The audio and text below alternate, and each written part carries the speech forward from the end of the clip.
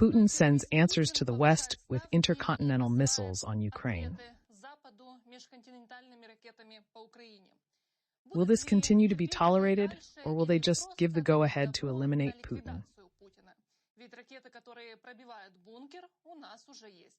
Let's talk to Sergei Zhirnov, a former KGB SRSR officer of the Russian Foreign Intelligence Service. Hello, nice to meet you. Ukraine has become the first country against which an intercontinental ballistic missile has been used. Today, the city of Dnipro was hit. The exact type of missile is still unknown, and the expert examination is still underway. But one thing is clear: the dictator's madness has no limits.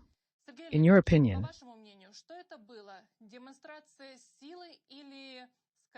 what was it? A demonstration of strength, or rather weakness? In general, everything that concerns weapons of mass destruction, first of all nuclear weapons, is, of course, a demonstration of weakness, because strength can be shown against the strong. If Putin considers Ukraine to be a weak state that does not deserve his attention, it is nonsense. Roughly speaking, it is actually a recognition of Ukraine's strength. But so to speak, an admission that probably won't please you and me very much, and those on whom it fell. Of course, it's nice to know that Ukraine is being taken seriously. As I understand it, they used an intercontinental missile that simply delivered a kinetic strike where it struck without a warhead, because it's not a nuclear explosion.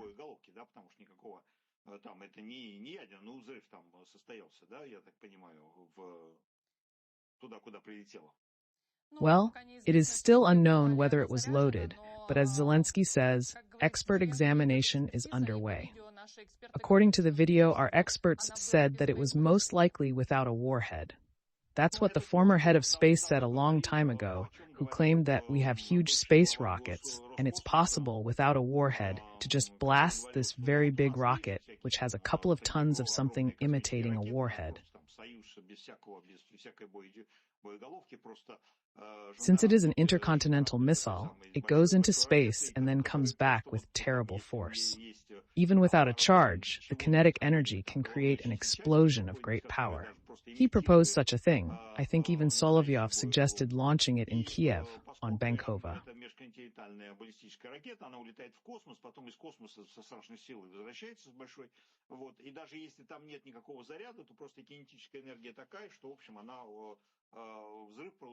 Do you think they will continue to try such missiles to demonstrate to the West that they are ready to possibly launch a nuclear missile? Or was this a single strike? We don't know.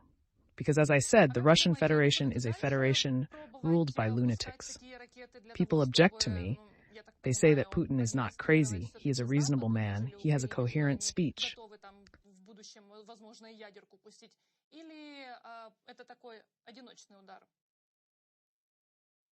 I have to say that there are a lot of crazy people with constructed speech. Crazy doesn't mean stupid in the basic sense. It can be a schizophrenic with abstruse talk, a person living in his own world, a mental patient.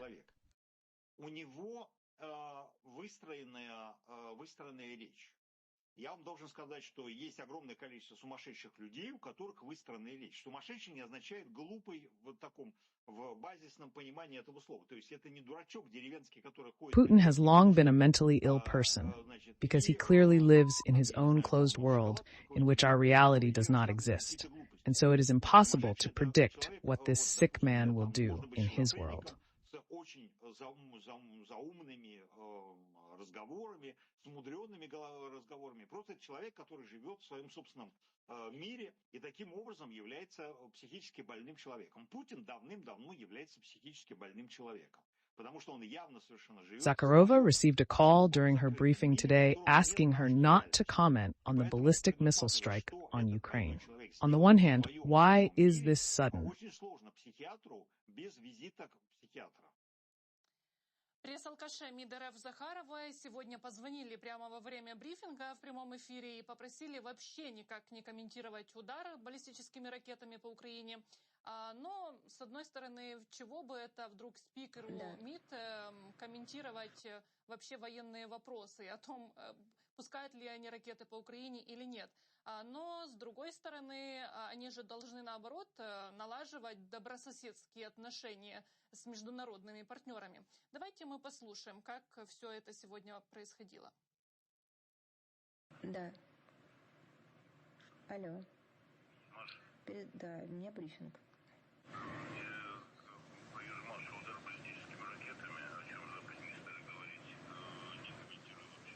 Да, хорошо, спасибо. Не комментирую вообще. Кстати, многие начали писать, что это, скорее всего, была постановка, но Захарова уже вышла и сказала, The Speaker of the Foreign Ministry should establish relations with partners, not remain silent. Let's listen to how it happened. Hello, don't comment at all. Впечатление на фоне пустых разговоров Путина о том, что НАТО уже воюет с Россией.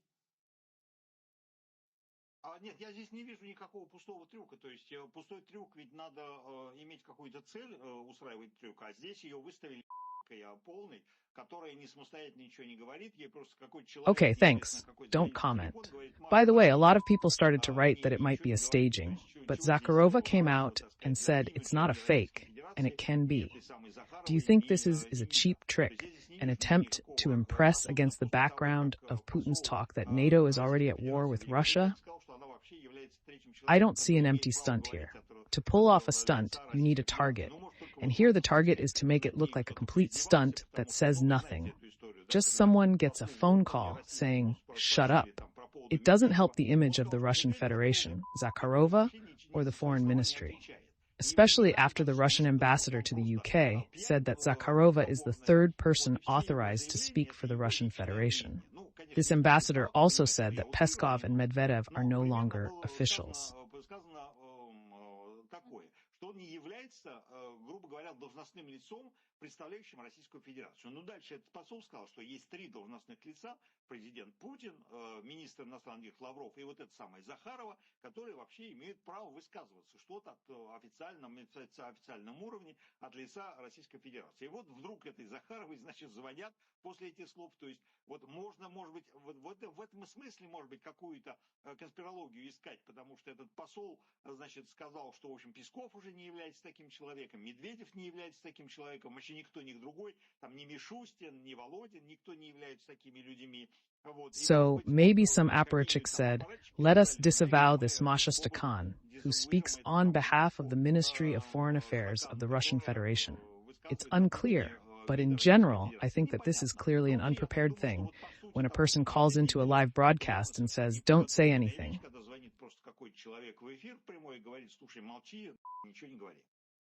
Так а зачем она тогда оправдывается, что это звонок не постановка, не фейк, но если этот звонок реальный... So then, why is she making excuses that it's not staged or fake? But if the call was real, why go out and tell everyone that it happens? I always walk around with my phone at briefings, but I don't quite understand who this circus is aimed at. You're in a ward of a mental hospital, and you're trying to ask us two normal people why crazy people act crazy. I will tell you that I am not a psychiatrist, so you should call a psychiatrist and ask why the patients in a psychiatric hospital are acting crazy. You and I are normal people, so we can't help in any way, and we can't explain it either. Sergei Olegovich, what's the reaction? And here we don't need to think anything. We just have to look at it. Because what are we going to think about the West's reaction? This is the most important thing. But the main thing is different. Please note that over the past 3 years, the West has been pursuing a reactive policy, a policy of response to the actions of the Russian Federation. That is, roughly speaking, they sit in London clubs, in Washington, in the White House, in France, in Berlin, and when Putin does something, they gather and decide how to respond. But not once has the West done anything to make Putin think twice. The only exception was this year in February, when Macron suddenly said at a conference that we do not rule out in the future the possibility of NATO troops being in Ukraine. Путин чего-то сделает, они вот собираются и говорят, да, чем бы нам вот такой теперь ответить на это дело? И придумают какой-то ответ. Вот ни разу Запад не сделал ничего, чтобы Путин задумался. Ну вот единственное, это было там в этом году в феврале месяце, когда была пресс-конференция, и Макрон вдруг взял и сказал, что вообще-то мы не исключаем где-то в будущем возможность того, что войска НАТО окажутся в Украине. И вот вы видели, какой поднялся хайп. Вот тогда это даже было не действие. And you saw the hype. It wasn't even an action. It was just a throwaway word ahead of the curve. The West said it through Macron, but there was not even the slightest chance of victory. The Ukrainians started fighting, and Russia ran from under Kiev, ran from under Sumy, ran from under Kharkov, ran from under Kherson, and so on. When Ukraine, for example, brought its troops into the Kursk region, the Russian Federation thought for a long time what to do. We need to change our nuclear doctrine, because if the Ukrainians continue like this, they will soon come to Moscow like Prigozhin. Будет воевать против страны, против которой ей говорили, ну там никакой у нее даже там малейшей степени вероятности победы нету. Да, украинцы просто стали воевать, и, значит, Россия побежала из-под Киева, побежала из-под Сум, побежала из-под Харькова, побежала из-под Херсона и так далее. И потом, когда Украина, например, ввела свои войска в Курскую область, вот это тоже, значит, Российская Федерация сидела и долго думала, а что здесь делать? Вот нам надо менять теперь эту самую доктрину ядерную, потому что, видите, вот украинцы, если так не мы... Putin will be asked to leave the Kremlin, and the West is sitting there all the time preparing a reaction. When you conduct your policy as a reaction, then accordingly it is not you who determine the agenda. Ведете свою политику в виде реакции, то, соответственно, не вы определяете повестку дня. И Запад давно не определяет повестку дня. Запад просто пытается чего-то там худо-бедно, скорее бедно, чем и худо, чем хорошо. The West does not set the agenda, but only tries to react to Putin's actions. It has no anticipatory policy. It is afraid to assume responsibility and the role of world leader, even Biden. Он боится взять на себя роль лидера мирового. Вот, никто из них, у Байдена тоже, вот у него отросли, грубо говоря, Фаберже только после того, когда он убедился, что он проиграл окончательно бесповоротно на всех выборах, и через 2 месяца его поганой метлой просто выгонят из Белого дома. Everyone will forget about Biden when he woke up and decided to allow Ukraine to use weapons 3 years after the war started. This is a reaction to the North Korean military in Russia. A strike on a command post in the Kursk region left 18 dead and 33 wounded. Северокорейских военных на территории Российской Федерации, поэтому тут уже не знаешь, кому больше они помогают. Но, кстати, 18 погибших и 33 раненых – это результаты удара по команду. Yesterday it was destroyed, this command center of Troop Group North. Вчера он был уничтожен, этот командный пункт группировки войск «Север». Among the wounded are 3 DPRK soldiers. Most of the injured are officers from the southern and eastern districts. Russian media reported that the first deputy commander of the troops of the Leningrad district, Lieutenant General Salatchuk, was at the checkpoint at the time of the strike, but his condition is unknown. Was Putin even informed about these losses, where to hit Russia more painfully so that Putin would feel it?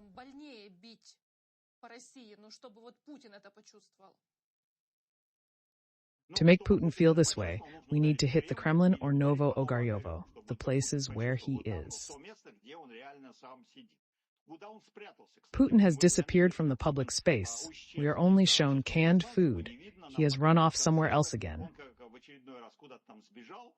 Either he ran off to celebrate somewhere, or he got drunk, or he passed out, or he went back into the refrigerator with Dmitry Solovyov and the SVR general. It's unclear where he went. But the main thing is that we haven't seen the real Putin on stage for a long time. And if we talk about where it hurts to hit, well, on the command center in Rostov, where Prigozhin came, because this is the main command center of this so-called special operation. General and a few lieutenants will die and the whole staff will die. That is, all the staff officers. It will be painful. But it won't be painful, not for Putin. For Putin, he has no pain at all. That is, except for the moment where he is physically himself, he doesn't care about the rest. What difference does it make? Roughly speaking, we sit down to play chess. We are 2 living players. We have a chessboard.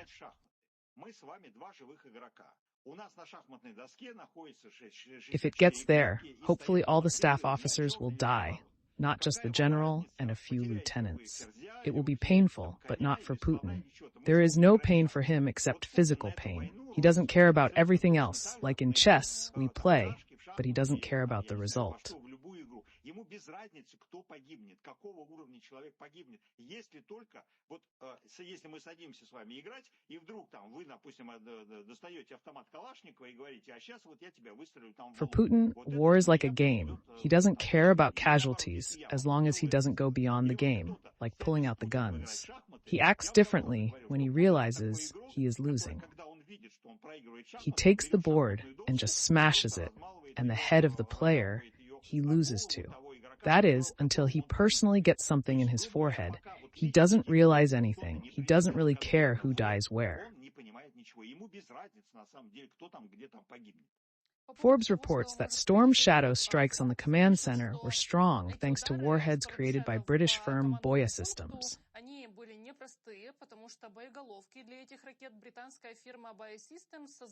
To hit underground bunkers and fortifications. The video of the arrivals was filmed near a sanatorium belonging to the Russian Presidential Affairs Directorate. The hit site is in its eastern part, where the communications center is located. Isn't Putin afraid that such missiles will fly into his other bunkers? He's not afraid, he doesn't care where the missiles will hit, unless it's his bunker. As long as he is sure that you have no missiles that can reach his bunker in Mount Emmental, where there is an underground city built under Stalin and continued under Brezhnev and Andropov, and Putin has only revived this history. И прилететь в тот самый бункер в горе Эмментау, где у него там, значит, огромный подземный город, который начал строить еще Сталин, потом при There, they say, is an underground city where you can hide 100,000 people from nuclear war. Подземный город, в котором можно чуть не там 100 тысяч человек спрятать. Here, but you don't have the kind of weapons that will fly there, so Putin isn't afraid of that. И поэтому Путин этого не боится. Is Putin in the mood for nuclear war? Yesterday, I was hosting a stream, and our viewers were writing in that the person who injects himself with Botox, who is very unconcerned about his health, would hardly want to die in nuclear ash. And you and I, again, are trying to use our usual human logic to talk about a madman.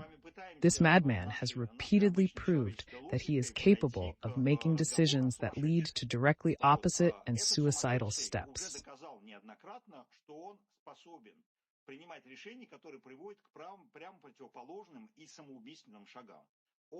He attacked Ukraine to stop NATO from expanding, but ended up with Finland and Sweden. What stopped him? When I was asked before February 22nd whether I believed Putin would start a war, I doubted it because it was unprepared, although I was wary because of his habit of starting conflicts during the Olympics.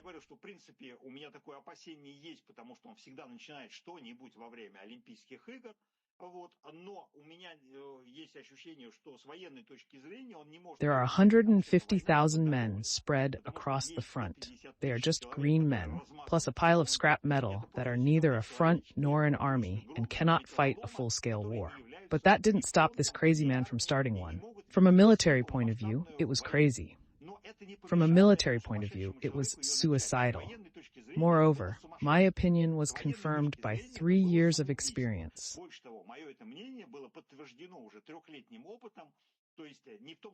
That is not to say that I made a mistake. I didn't make a mistake anywhere. It's just that the person made a decision that cannot be rational when analyzing the data that I was offered. I couldn't say that everything I say is wonderful, but you have to make the adjustment that this person is an idiot or a lunatic, and accordingly, he can make any decision.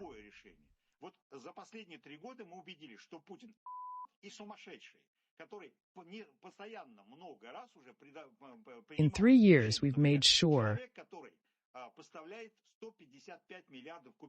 that Putin is crazy, making illogical decisions, such as closing his own gas valve, even though he gets huge money for supplying gas to Europe, where they are ready to buy it even in times of war. Они говорили, мы готовы покупать твой дешевый газ, никаких проблем нету, немцы всякие там, австрийцы и прочие всякие Орбаны. И вдруг Путин сам закрывает этот ветер. Putin himself closed the gas valve, a step of a madman. Gas has nowhere to be redirected but to Europe. He himself destroyed Gazprom, which is now unprofitable and does not work. Нормальные люди, которые пытались говорить, ну, вы знаете, он там перенаправит это в Китай, вот это все был идиотизм, потому что никуда перенаправить этот газ нельзя. И все. И Путин таким образом взял и убил самую большую свою газовую компанию, которая называется «Газпром». Она сейчас убыточная. Она сейчас не работает. Он убил This is the decision of a madman. How could you and I, normal people, assume that a person with a normal head could make the decision to kill his own best gas company? Putin has done that. Now, when you ask me if there's anything else he can do, because he is crazy. You and I have repeatedly said that Russia has its own so-called war party, and there are people who have long suggested hitting Ukraine with nuclear weapons and also NATO in order to give them some kind of ultimatum or to induce Ukraine to capitulate.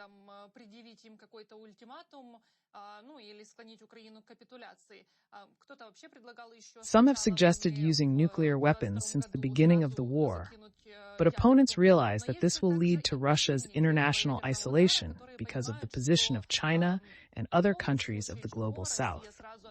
Can they influence the dictator's decision?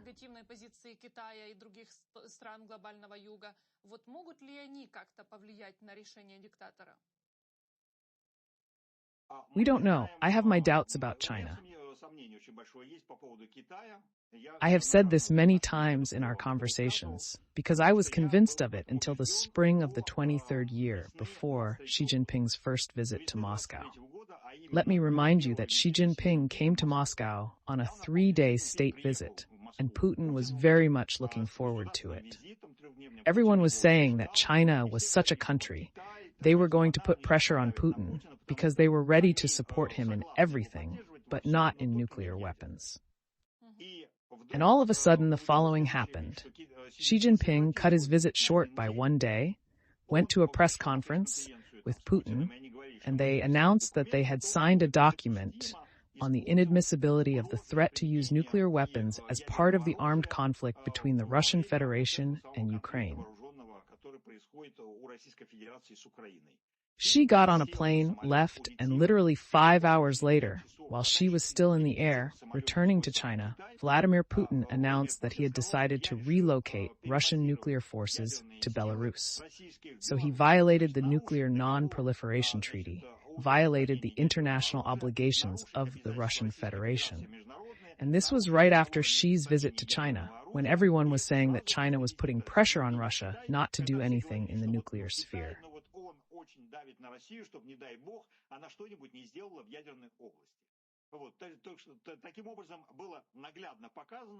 Thus, it was clearly shown that either they were playing some kind of circus with horses in public, and in fact China told Putin, do whatever you want in the nuclear sphere, but not on our territory, preferably far away from us.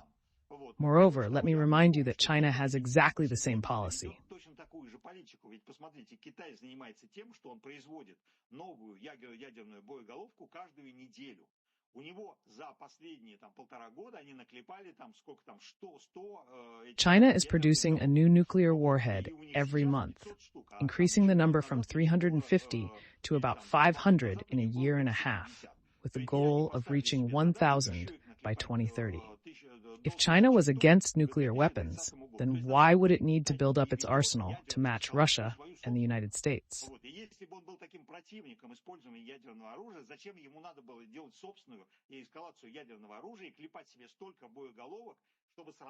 All this talk, in my opinion, is about nothing. I would like to hear the reaction and then already understand how China will actually act. Trump may secretly give Ukraine nuclear weapons.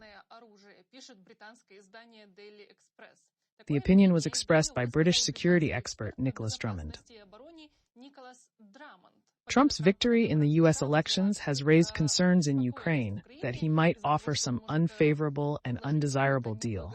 But this expert believes that Trump, who has returned to the presidency, might take a different approach. A deal could be made very secretly, and suddenly, Ukraine will become very strong.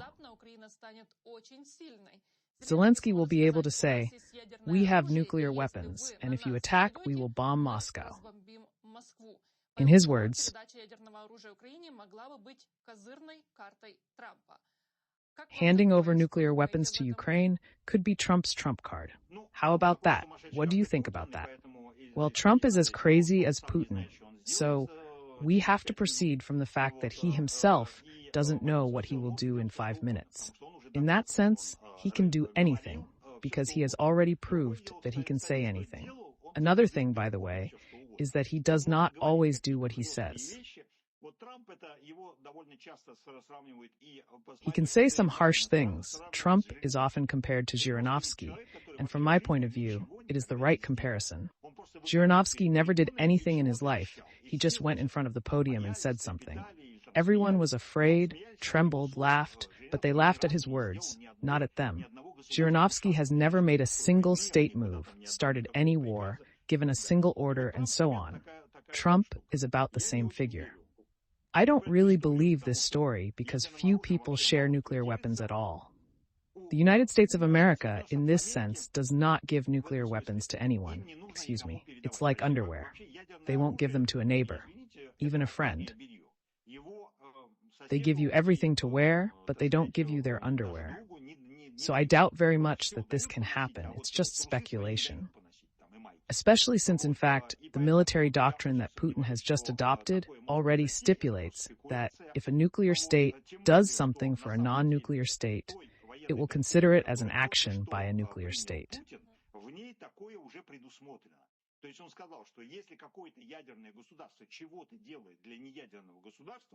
That is, if some American nuclear weapon ends up in Ukraine, Putin will assume that it is an American nuclear weapon and that America has started its response to his actions. He will assume that America has entered into a nuclear war with him. In this nuclear doctrine, by the way, even in its previous version, it was written down that in such a case, Putin could respond with a nuclear strike, even a preemptive nuclear strike. I don't believe in that situation at all. But basically, Trump has already said that he has a plan B. When asked how he was going to end the war in 24 hours, he said, "I'm going to call Zelensky, tell him to end it, and he'll agree." He was told, but there are two sides to the war. There's also Putin.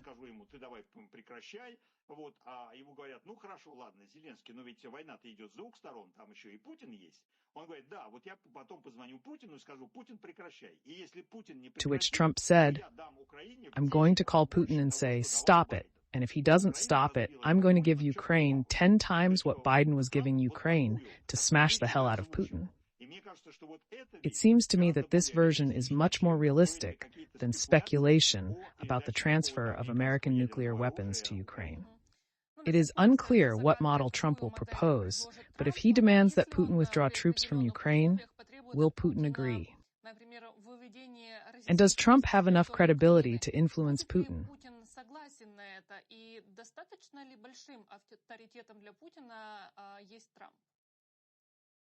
No, Trump is not the definitive authority for Putin. And in general, there is no great authority for Putin that he bows down to.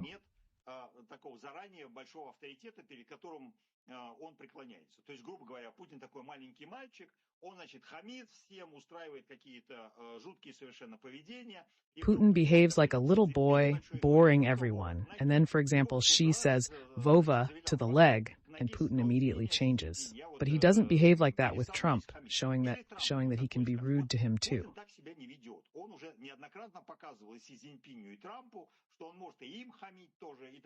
It is more dangerous to lambaste Trump than Xi or Biden, because Trump is as backstabbing as Putin, with a gangster mob mentality.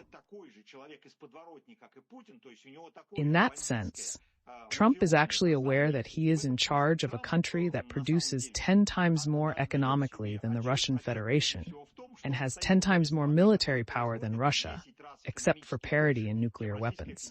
But there is also parity between Russian Federation and the United States in nuclear weapons. And Trump is the most important person to utilize that capability.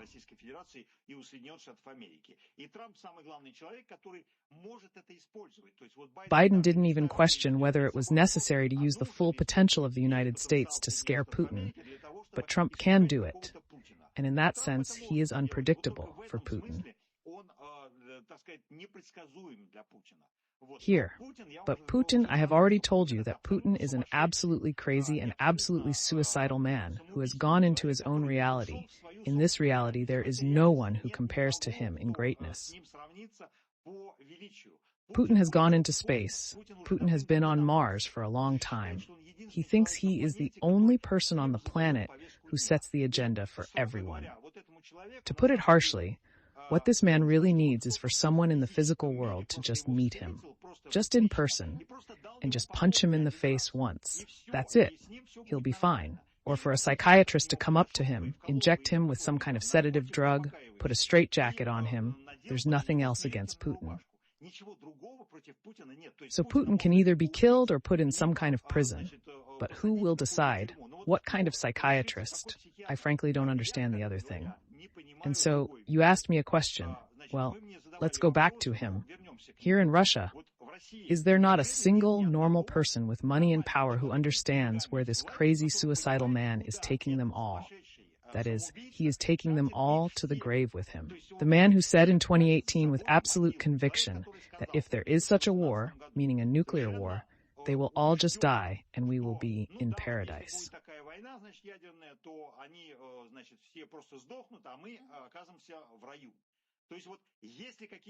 Which is to say,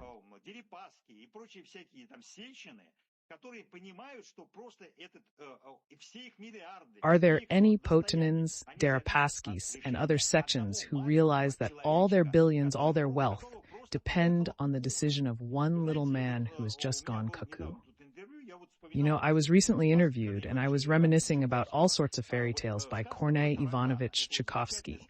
And here is a fairy tale about a cockroach. It's a wonderful fairy tale in which everyone at the time saw a hint of Stalin.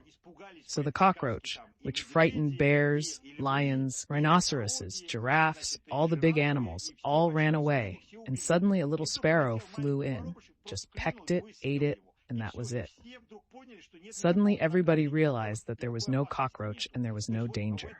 That is, in this crazy country there must be some reasonable people who will say, my goodness, we all with our families, with our mistresses, with our palaces, with our yachts, with our billions, can burn in nuclear ashes because of some, excuse me, old man who just went crazy. Just kill him physically, and that's it. Most of the issues will be solved. Look, there was the Korean War in 1953 when Stalin died and the Korean War ended. Now we are in exactly the same situation. It is a war of one man, absolutely one man, Putin.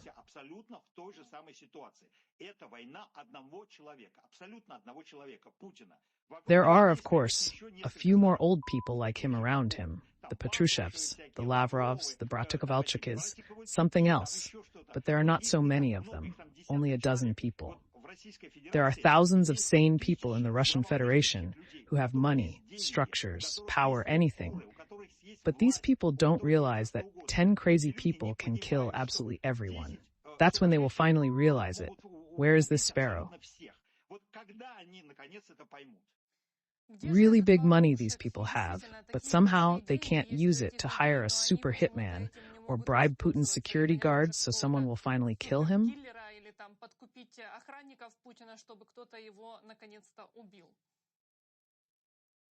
In 1953, when Beria came to power, there were 10 such people around Khrushchev.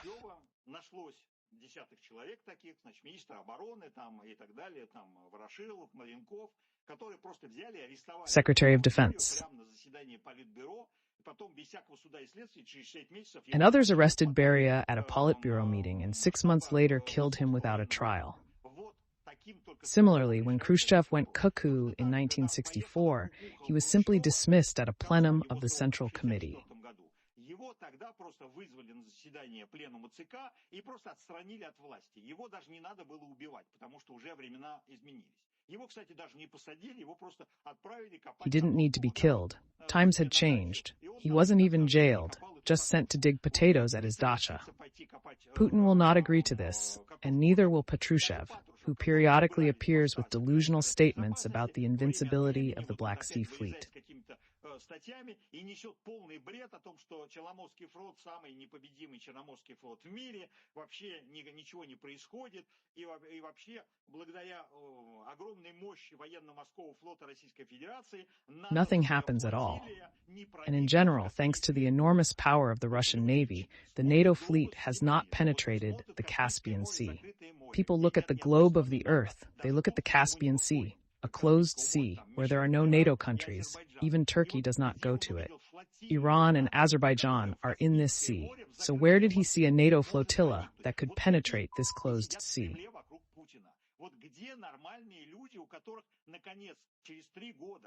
Such people sit in the Kremlin around Putin. Where are the normal ones who, after years of rule, can show reason? I don't understand this country and people who do nothing. Thank you, Sergei Olegovich, for taking the time to be on the air. I remind you that Sergei Zhernov was with us. Give us a like, write a comment, and indicate where you are watching us from. Вы обязательно поставьте свой лайк, напишите комментарий в поддержку нашего стрима, ну и, конечно же, не забывайте указывать. Thank you all for your attention. Take care, and see you all later.